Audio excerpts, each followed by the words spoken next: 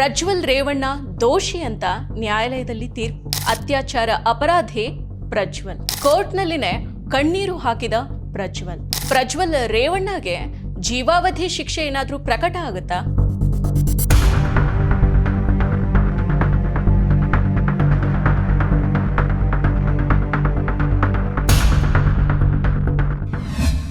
ನಮಸ್ಕಾರ. ಕಳೆದ 14 ತಿಂಗಳಿಂದ ಜೈಲಿನಲ್ಲಿರೋ ಮಾಸ್ ರೇಪಿಸ್ಟ್ ಅನ್ನೋ ಕುಖ್ಯಾತಿಯನ್ನ ಪಡೆದಿರೋ ಮಾಜಿ ಸಂಸದ ಪ್ರಜ್ವಲ್ ರೇವಣ್ಣ ಜೈಲಿನಿಂದ ಬಿಡುಗಡೆ ಆಗೋದಕ್ಕೆ ಹಲವು ದಿನಗಳಿಂದ ಕೋರ್ಟ್ಗೆ ಜಾಮೀನು ಕೋರಿ ಅರ್ಜಿಯನ್ನು ಸಲ್ಲಿಸ್ತಾ ಇದ್ದ. ಆದರೆ ಕೋರ್ಟ್ ಪ್ರಜ್ವಲ್ ರೇವಣ್ಣ ಸಲ್ಲಿಸಿದ ಅರ್ಜಿಯನ್ನ ಇದೀಗ ವಜಾ ಮಾಡ್ತಾ ಇತ್ತು. ಇದೀಗ ಅಶ್ಲೀಲ ವಿಡಿಯೋ ಹಾಗೂ ಅತ್ಯಾಚಾರ ಪ್ರಕರಣಕ್ಕೆ ಸಂಬಂಧಿಸಿದಂತೆ 26 ಸಾಕ್ಷಿಗಳ ವಿಚಾರಣೆಯನ್ನು ನಡೆಸಿರೋ ಜನಪ್ರತಿನಿಧಿಗಳ ವಿಶೇಷ ನ್ಯಾಯಾಲಯ ಈ ಪ್ರಕರಣದಲ್ಲಿ ಪ್ರಜ್ವಲ್ ಅಪರಾಧಿಯೋ ಅಥವಾ ಅಲ್ವೋ ಅನ್ನೋದನ್ನ ತೀರ್ಪು ನೀಡಿದೆ. ಹೌದು, ಪ್ರಜ್ವಲ್ ದೋಷಿ ಅಂತ ನ್ಯಾಯಾಲಯ ಘೋಷಣೆ ಮಾಡಿದೆ. ಒಟ್ಟು 4 ಕೇಸ್ಗಳ ಪೈಕಿ ಒಂದು ಕೇಸ್ನಲ್ಲಿ ಜನಪ್ರತಿನಿಧಿಗಳ ವಿಶೇಷ ನ್ಯಾಯಾಲಯ ಈ ತೀರ್ಪನ್ನ ನೀಡಿದೆ. ಕೆಆರ್ ನಗರ ಮಹಿಳೆ ಅತ್ಯಾಚಾರ ಕೇಸ್ನಲ್ಲಿ ಈ ತೀರ್ಪು ಬಂದಿದೆ. ಶಿಕ್ಷೆಯ ಪ್ರಮಾಣ ಆಗಸ್ಟ್ 2ರಂದು ಪ್ರಕಟ ಆಗಲಿದೆ. ಇನ್ನು ತೀರ್ಪು ಪ್ರಕಟ ಆಗ್ತಾ ಇದ್ದಂತೆಯೇ ಪ್ರಜ್ವಲ್ ಕೋರ್ಟ್ನಲ್ಲಿನೇ ಕಣ್ಣೀರನ್ನ ಹಾಕಿದ್ದಾರೆ. ಹಾಸನ ಜಿಲ್ಲೆಯ ಹೊಳೆನರಸೀಪುರದಲ್ಲಿನ ಫಾರ್ಮ್ ಹೌಸ್ ಮತ್ತು ಬೆಂಗಳೂರಿನ ನಿವಾಸದಲ್ಲಿ ಮನೆಗೆಲಸದ ಮಹಿಳೆಯ ಮೇಲೆ ಮಾಜಿ ಸಂಸದ ಪ್ರಜ್ವಲ್ ಅತ್ಯಾಚಾರವನ್ನ ಎಸಗಿದ. ಈ ಪ್ರಕರಣದ ತೀರ್ಪನ್ನ ಜನಪ್ರತಿನಿಧಿಗಳ ವಿಶೇಷ ನ್ಯಾಯಾಲಯ ಇಂದು ಪ್ರಕಟ ಮಾಡಿದೆ. ಕೆಲವು ತಾಂತ್ರಿಕ ವಿಚಾರಗಳಲ್ಲಿ ಸ್ಪಷ್ಟನೆಯನ್ನ ಕೋರಿದ್ದ ನ್ಯಾಯಾಧೀಶರಾದ ಸಂತೋಷ್ ಗಜಾನನ ಭಟ್ ಅವರು ಜುಲೈ 30ರಂದು ಪ್ರಕಟ ಮಾಡಬೇಕಾಗಿದ್ದ ತೀರ್ಪನ್ನ ಇಂದಿಗೆ ಮುಂದೂಡಿದ್ರು. ಪರಿಶುದ್ಧ ನಂದಿನಿ ಹಾಲಿನಿಂದ ತಯಾರಿಸಿದ ನೈಜ ನಂದಿನಿ ಐಸ್ ಕ್ರೀಮ್ಸ್. ಇನ್ನು ಈಗಾಗಲೇ ಈ ಪ್ರಕರಣದಲ್ಲಿ ಜನಪ್ರತಿನಿಧಿಗಳ ವಿಶೇಷ ನ್ಯಾಯಾಲಯ 2 ಬಾರಿ ಜಾಮೀನು ಅರ್ಜಿಯನ್ನು ವಜಾಗೊಳಿಸಿದೆ. ಅದಕ್ಕೂ ಮುನ್ನ ವಿಚಾರಣಾಧೀನ ನ್ಯಾಯಾಲಯ ಹೈಕೋರ್ಟ್ ಮತ್ತು ಸುಪ್ರೀಂ ಕೋರ್ಟ್ ಪ್ರಜ್ವಲ್ ಜಾಮೀನು ಅರ್ಜಿಯನ್ನು ವಜಾಗೊಳಿಸಿತ್ತು. ಸಾಮಾಜಿಕ ಮಾಧ್ಯಮ ಸೇರಿದಂತೆ ಹಲವು ಕಡೆಗಳಲ್ಲಿ ಹಲವು ಮಹಿಳೆಯರ ಲೈಂಗಿಕ ದೌರ್ಜನ್ಯದ 2900ಕ್ಕೂ ಅಧಿಕ ವಿಡಿಯೋಗಳು ಹರಿದಾಡಿದೆ. ಈ ಸಂಬಂಧ ಕಳೆದ ವರ್ಷ ದಾಖಲಾಗಿರೋ 4 ಅತ್ಯಾಚಾರ ಪ್ರಕರಣಗಳಲ್ಲಿ ಪ್ರಮುಖ ಆರೋಪಿ ಮಾಜಿ ಸಂಸದ ಪ್ರಜ್ವಲ್ ರೇವಣ್ಣ ಆಗಿದ್ದಾರೆ. ಕಳೆದ ವರ್ಷ ಏಪ್ರಿಲ್ನಲ್ಲಿ ರೇವಣ್ಣ ಕುಟುಂಬದ ತೋಟದ ಮನೆಯಲ್ಲಿ ಕೆಲಸ ಮಾಡ್ತಾ ಇದ್ದ ಮಹಿಳೆಯ ಮೇಲೆ ಅತ್ಯಾಚಾರ ನಡೆದಿದೆ ಅಂತ ಆರೋಪ ಮಾಡಿ ಮಹಿಳೆ ದೂರನ್ನ ದಾಖಲು ಮಾಡಿದ್ರು. ಪ್ರಜ್ವಲ್ ತನ್ನ ಮೇಲೆ ಪದೇ ಪದೇ ಅತ್ಯಾಚಾರವನ್ನ ಎಸಗಿದ್ದಾನೆ. ಹಾಗೇನೆ ಅತ್ಯಾಚಾರದ ಬಗ್ಗೆ ಮಾತನಾಡಿದ ವಿಡಿಯೋ ಸಾಮಾಜಿಕ ಮಾಧ್ಯಮಗಳಲ್ಲಿ ಹರಿಬಿಡೋದಾಗಿ ಬೆದರಿಕೆಯನ್ನ ಹಾಕಿದ್ದ ಅಂತ ಮಹಿಳೆ ಆರೋಪ ಮಾಡಿದ್ರು. ಅತ್ಯಂತ ನೀಚ ಕೃತ್ಯಗಳನ್ನ ಮಾಡಿರೋ ಆರೋಪಿ ಸ್ಥಾನದಲ್ಲಿ ಇರೋ ಪ್ರಜ್ವಲ್ ಅವರ ಸಾವಿರಾರು ವಿಡಿಯೋಗಳು ಕಳೆದ ಲೋಕಸಭಾ ಚುನಾವಣೆಯ ಸಮಯದಲ್ಲಿ ಹೊರಬಿದ್ದಿದ್ವು.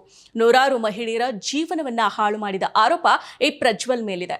ಈ ಅಪರಾಧಿ ಪ್ರಜ್ವಲ್ ಮಾಜಿ ಪ್ರಧಾನಿ HD ದೇವೇಗೌಡ ಅವರ ಮೊಮ್ಮಗ, ಮಾಜಿ ಸಚಿವ ಹೊಳೆನರಸೀಪುರ ಶಾಸಕ ರೇವಣ್ಣ ಅವರ ಪುತ್ರ ಹಾಗೂ ಮಾಜಿ ಮುಖ್ಯಮಂತ್ರಿ ಹಾಲಿ ಕೇಂದ್ರ ಸಚಿವರಾಗಿರೋ HD ಕುಮಾರಸ್ವಾಮಿ ಅವರ ಅಣ್ಣನ ಮಗ.